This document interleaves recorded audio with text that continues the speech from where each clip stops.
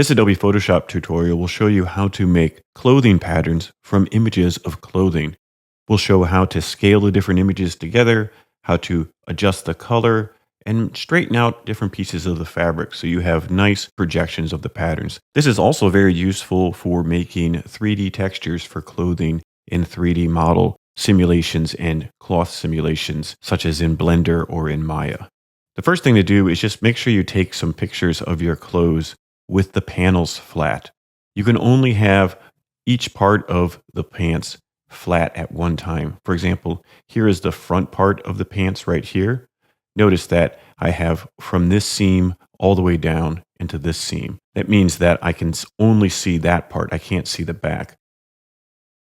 If I look at the back panel, I can't see all of the back. I can see this part, but it folds around because the back part of pants is usually thicker and longer. That's okay because I can get the rest of it here, but I need to align everything and make them all the same scale. So I'm going to pick my main scale. I think I'll use this one here of the front side of the pants since that's a full image. And then I'm going to just go ahead and rotate it just so it's basically straight. We can fine tune it later, but this looks pretty good. So I'll place this image right here.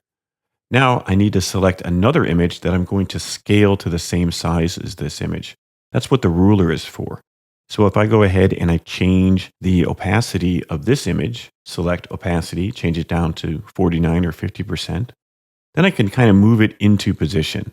As you can see here, the label of the rulers is really close. What I want to do is find a place where I see the same number. So for example, I can see 20 and 20. If I line up these ruler tick marks right at this point right here, then if I press Control T or Command T, I get the free transform tool, and I can press Alt or Option to put the anchor point right there. Now everything will pivot from that anchor point. I can go ahead and rotate this so it now lines up perfectly. And you may not see everything from here, so it's a good idea to zoom out, go all the way down to the bottom here, and you can see that I still have some rotation to do. Remember, it's still rotating from that anchor point. And now we can go ahead and scale that. Because of some perspective distortions, you may not get a perfect matchup of the numbers, but you can get pretty close. You can drag on the horizontal and width, and if you hold Option or Alt, you'll get slower scaling. So right here, I think that's pretty good. That 45 matches up. Again, it may not be perfect. We can come back up here and we can see if our 20 has been moved. That still looks pretty good. So I'm just going to go ahead and move it just a little bit to line that up. Come down to the bottom here, do a little bit of rotating. And then we can scale just a little bit to see if we can get that 48 to line up. I think that's pretty good. I'll press done. Once you have the scaling generally matching, go ahead and bring that opacity back up to 100%. So we can hide this image because we don't need it now. We just need to scale the other images, and we'll scale them to the same original reference image. So now I'm going to scale this part of the pants right here, bring this down to 45, line up where it needs to go. So for example, on this one, I can come up here to approximately 16, press Control or Command T, then hold Alt or Option for the anchor point, rotate into position, and then you can scale. Come down to the bottom, check your rotations. It's better to get a number down here more accurate than some of the numbers in the middle due to perspective distortion. Repeat this process for the rest of the images that you have. Once you have your images laid out, we can start to make some selections. We want to keep at least one of the rulers. I'm going to keep the original ruler in the first image. So I'll keep this ruler as the scale factor. And then I just need to select everything. Select the jeans from that layer. And then you can either apply a layer mask or paste them to a new layer. I like to press Control or Command C to copy, then Shift Control V to paste in place. Then I can hide that original layer. Repeat the process for the other layers so you have just the jeans parts. Once you have all your pieces and the scale ruler selected, it's time to match the colors. As you can see, all these jeans are a different color. You can pick the color that you think is most accurate and then match them all to that. I think I'm going to stick with the original one right here and use that as the source. So that's layer 1. If I select layer 2, go to Image, Adjustments, Match Color. At the bottom, I select this file and the layer will be layer 1. Then that matches that to layer 1 and I press OK. Repeat the process for the other layers as well. Go to Image, Adjustments, Match Color, select the image that you're in, and then Layer 1.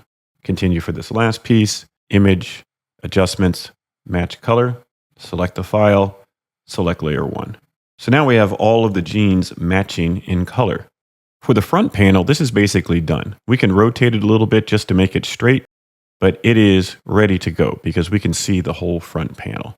So just set that to the side, and in fact, you can then set the ruler right next to it for easy scaling. It's a good idea if you're going to use a 3D modeling program to make sure the ruler is straight. It'll make your life easier later. So just press Ctrl-T for the free transform, then hold Option or Alt to set the anchor point at the top here.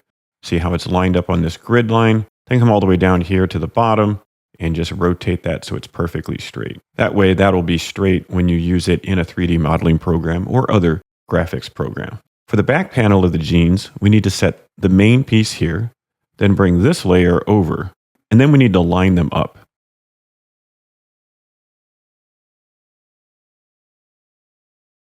Because the pocket is overlapping this, I took a picture of the pocket, and I can use that one to kind of show where the pocket needs to be.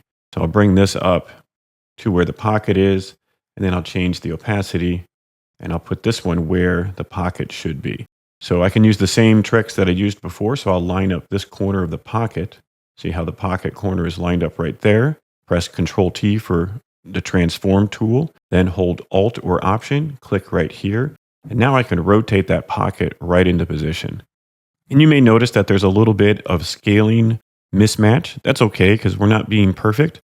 And especially with all the wrinkles in the fabric, you can choose what you want to correct or not. So I'm going to scale this up just a little bit to make it easier. So now that pocket is that size. Then I can use that pocket right where it is and place this other pair of jeans where it should be. So I'm going to place it on this corner right here.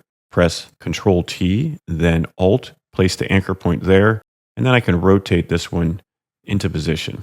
Now it's lined up on the pocket, and it looks pretty lined up along the waistline here. So just make any adjustments that you need to, and then I'll bring the pocket layer back up to full opacity. I don't need all of the pocket layer, so I'm going to erase some of it.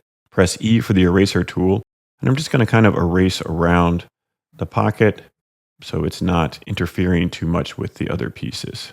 You can hide the other layers to see what you're doing. So this gives us a good idea where the waistband should be.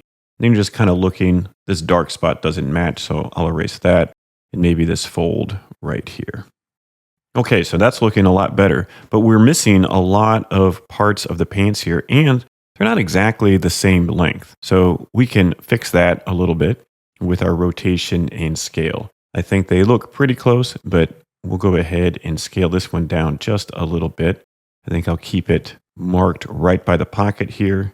Press Ctrl-T. I think that looks pretty good right there.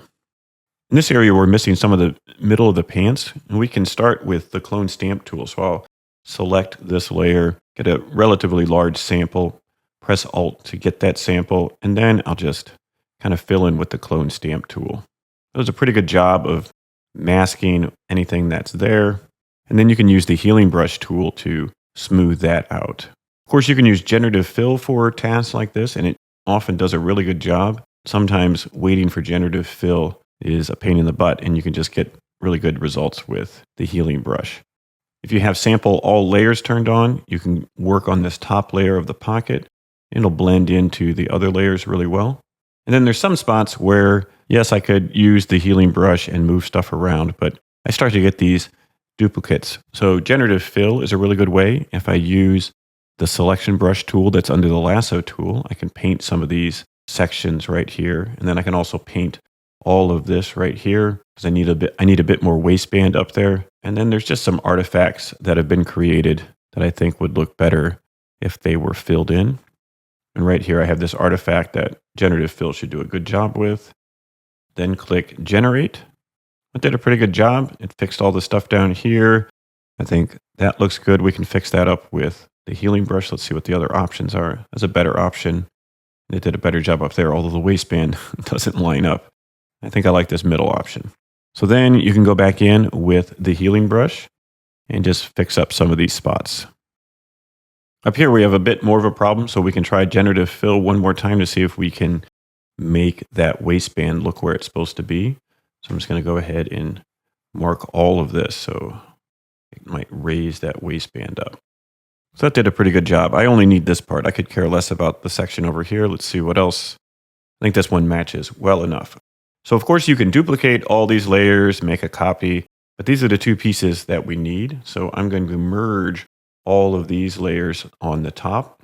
This is destructive editing, but it's okay because we're just trying to get something really fast. So now I have the two pants pieces. I still have my ruler right here. And what we need is to have the J stitch area right here in the middle seam to be at the same height. This will be important for lining up patterns later, as well as making sure we have the polygons in the right spot. Since this one has so much extra space, I'm going to press E and just erase some of it so it's just a little bit easier and more compact. So I don't have to be perfect, just getting a lot of this superfluous pixels out of the way. I'm going to move this over here and rotate it so it's generally straight. Then I can use a guide by dragging down from the ruler, and I can just put that right there at the J stitch. And then I can move this one up so it matches. I'll rotate it a little bit more. Okay, that's pretty good. Then I can grab all three of these items and move them down a bit. I can clear that guide out of the way. We also need to straighten out the waistband to get a nice straight line here. It's folded in the photograph, but we can straighten it out with the puppet tool. Go to Edit, Puppet Warp. You probably want to click on Distort and then the density, more points. And the first step is just click some hard points that you know you don't want to have move. I don't want these pockets to move. I don't want this to move. I want this to be here. Go all the way down to the bottom. Make sure you click a point that you don't want to move, and then maybe a point right there. This will just help everything stay in place. And now I can start moving these points around. I can click a point here and bring this up, and then just put in some more points to straighten this out. It doesn't have to be perfect, but this will just line up everything. You want to be careful that you're not distorting the rest of the image. That's why you put those holder points in. And I'm only caring about this seam. I don't care about the pixels on the other side of the seam. I just want that to be straight. I think that looks pretty good. And then we also want the bottom cuff to be straight. So if I come down here, I can just straighten this out a little bit. Great, that looks nice and straight on the bottom. We'll do the same thing for the other layer. For the back of the pants, we need to straighten up this part here. So go to Edit, Puppet Warp. Same thing, click Distort and the density, more points. Click some hard points that you don't want to move. Just kind of go around. We don't want this pocket to move so much. And then once you do that, you can go up to the top and then you can warp and make this straight. So you can see the obvious places where it needs to just be straightened out. Try not to distort things too much. Just kind of use your best guess and judgment on making these be straight. A little bit goes a long way, especially if you're using this for 3D textures. Fixing it now will make it a lot easier. Then make sure you go down to the bottom. We want this cuff to be nice and straight as well. The bottom hem, that looks a lot better.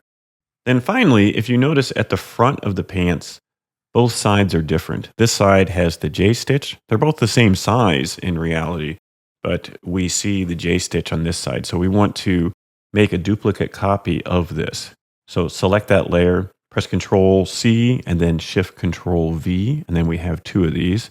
Once you have it duplicated, press Control T, and then I can just flip it horizontally. That way it's on the other side here. Now we can move these out of the way. And this is really just for textures. If you are just using it for sewing patterns, you could be done, but I want this to have the textures over here.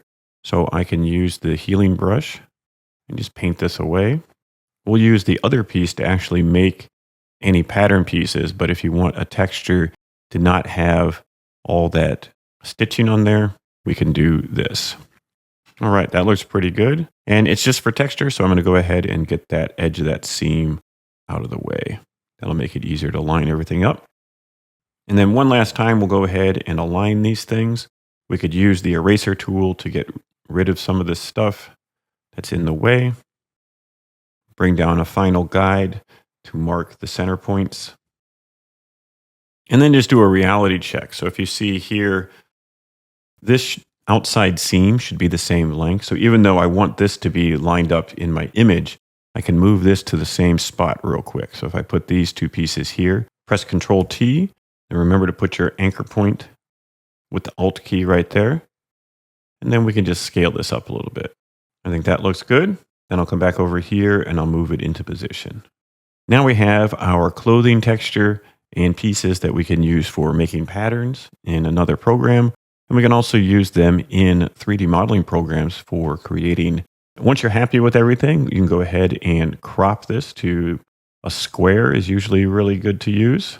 Then I'll quick export this as a PNG. Hopefully you're able to take photos of your clothing and turn them into flat pattern pieces for use in creating sewing patterns or for use in 3D modeling cloth simulations.